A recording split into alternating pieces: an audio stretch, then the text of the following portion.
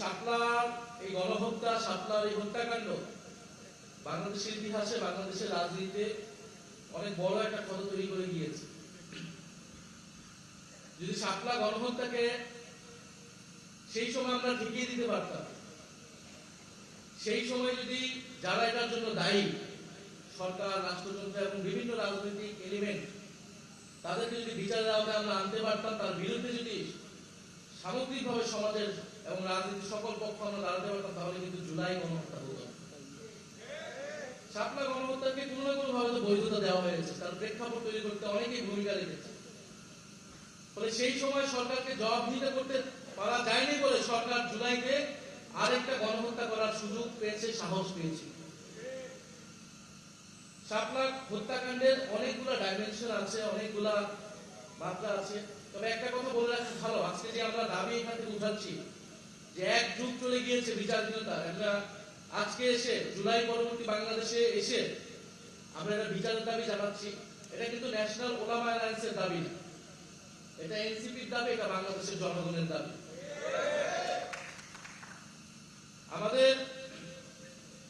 আমরা জানি 13 সালের প্রেক্ষাপটটা,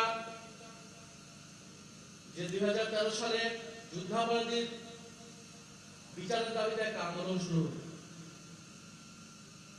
এবং শেখ হাসিনা সরকারের রাষ্ট্রীয় পৃষ্ঠপোষকতা সে আন্দোলন উস্কানি দেওয়া হলো বিরোধী দলকে, বিরোধী মতকে দমন পীড়নের জন্য। জামাত ইসলামী নেতাদেরকে সেই সময় হত্যাকাণ্ড করার একটা প্ল্যাটফর্ম হিসেবে একটা স্টেজ করা হলো শাহবাগের আন্দোলন, এবং সেই আন্দোলনে ইসলাম বিদ্বেষকে প্রশ্রয় দেওয়া হলো। খুব স্বাভাবিকভাবে এই দেশের ধর্মপ্রাণ মানুষ, ধর্মপ্রাণ মুসলমান, তার ইসলাম এবং রাসূল সাল্লাল্লাহু আলাইহি ওয়াসাল্লামকে নিয়ে যখন কথা বলা হবে, কটূক্তি করা হবে, তারা তার বিরুদ্ধে দাঁড়াবে। এবং আপনারা তথ্যচিত্র দেখবেন, হেফাজত সেই সময় অনেকবার বলেছে যে যুদ্ধাপরাধীর বিচার নিয়ে কিন্তু তাদের কোনো ইস্যু ছিল। তাদের ইস্যুটা যে এখানে ইসলামের বিরুদ্ধে যারা কটূক্তি করে তারা এইখানে এই আন্দোলনটাকে নেতৃত্ব দিচ্ছে এবং ইসলাম বিরোধী নানান ধরনের বক্তব্য সেখান থেকে আসছে, এবং তারা তাদের একটা দাবি দেওয়া নিয়ে নাগরিক অধিকারের জায়গা থেকে তারা ঢাকা শহরে এসেছিল, সমাবেশ করেছে। আপনি 13 দফা সমর্থন করতে পারেন, নাও করতে পারেন, কিন্তু সমাজের কোনো অংশ যদি তার মত প্রকাশের অধিকার, তার একটা দাবি দেওয়া পেশ করতে চায়, রাষ্ট্রে তার অধিকার আছে। আপনি 13 দফা সমর্থন করেন কিংবা করেন না, কিন্তু আপনি কখনোই তাদের উপর হত্যাকাণ্ডকে, তাদের উপর দমন-পীড়নকে আপনি সমর্থন করতে পারেন না একটা রাষ্ট্রে। নিরস্ত্র নিরপরাধ ঘুমন্ত মানুষের উপরে, প্রতিবাদকারীদের উপরে দমন-পীড়ন চালানো, গুলি চালানো আন্তর্জাতিক আইন, যে কোনো আইন অনুযায়ী এটা মানবতা বিরোধী। এবং আমরা দেখেছি সেই মানবতা বিরোধী অপরাধের পর, হত্যাকাণ্ডের পর সংসদে দাঁড়িয়ে শেখ হাসিনা কিরকম নির্লজ্জ মিথ্যাচার করেছিল, এবং সেই সময় পত্রিকাগুলো কি ধরনের রিপোর্ট করেছিল আমরা কেউ কিন্তু ভুলে যাইনি। সেই ডকুমেন্ট এখন আছে, হেফাজতের তাণ্ডব করে প্রচার করা হয়েছে। যারা ভিকটিম তাদেরকে অপরাধী হিসেবে প্রচার করা হয়েছে, তাদেরকে সন্ত্রাসী হিসেবে প্রচার করা হয়েছে। এবং এটাও আসলে 13 সালে হুট করে হয়েছে এরকম না।